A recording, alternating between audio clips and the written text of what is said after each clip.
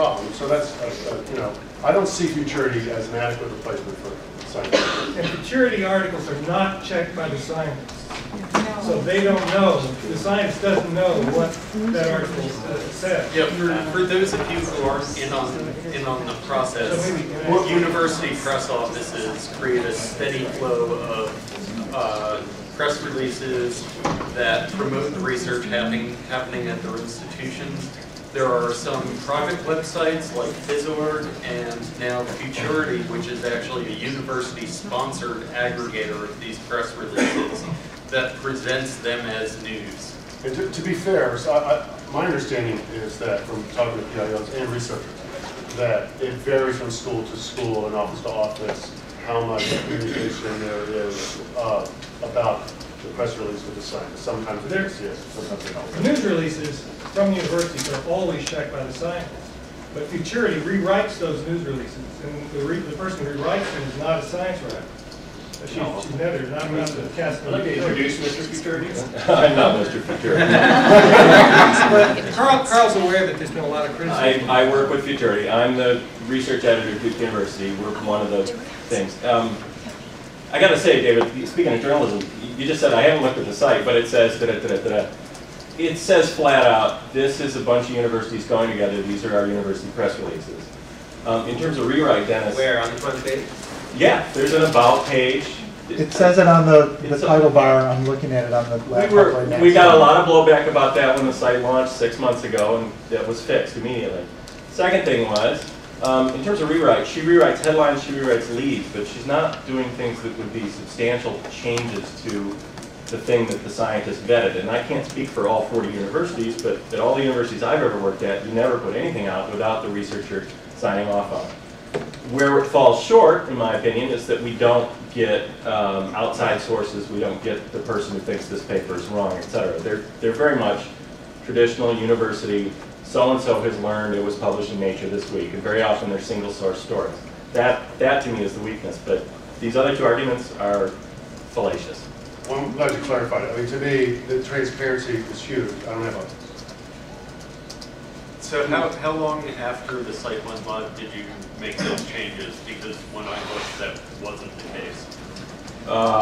When did you last look? It went live. I haven't. It went live in the Early September. yeah, fall. Discover the future, news from leading research universities. I mean, why can't we use them just as news tips? From university. You know, this is a story idea, now we go and report it the way we report everything else. Well, yeah, I do that's fine, but all the time. They're ideas. Yeah, right, but we've always done that, journalists have. But So this is just another source for ideas. You quibble with the word news. Yeah. It's Yeah, they're the... called White House news conferences. Yeah, who owns that word? Well, so now Our concern is that readers will go to this and bring to it all the assumptions you would about reading a disinterested piece that would go outside sources and so on. There's a difference.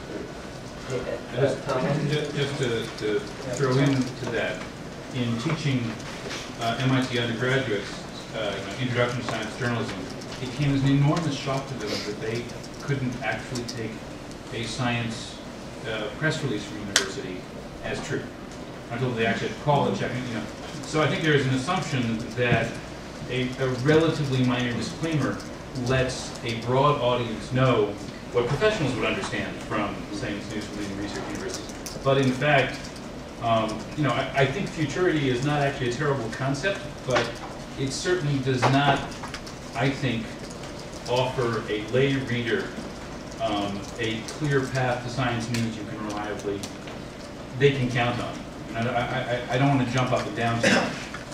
So what would be the university's hidden motive to spin the public? What is it we're trying to do? We're not a drug company. Absolutely awful press releases.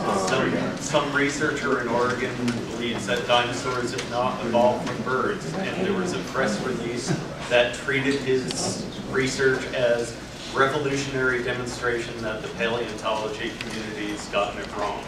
And this was from a major research university.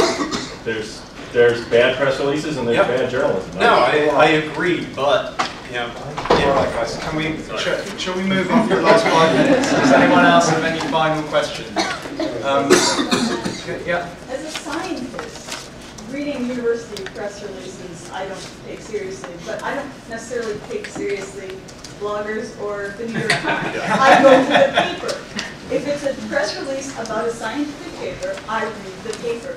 That's where the data is. That's where the peer review is. That's what has the cred in science. So that's what good science writers should be doing as well. I mean, I know. Could I add something to that, which It has a value. if anybody has any control over the matter, put a DOI link in the bottom of your. So Carl, does your link, do you link to the papers? Then that's You know, a great not idea. everyone has the time, desire, or opportunity to read every issue of Physical Review letter. Time and energy to read every issue of the New Yorker. And I'm one of those people. But the truth is, the idea that we can get all our scientific information from the original sources is sort of like the idea that we can get all our information about the government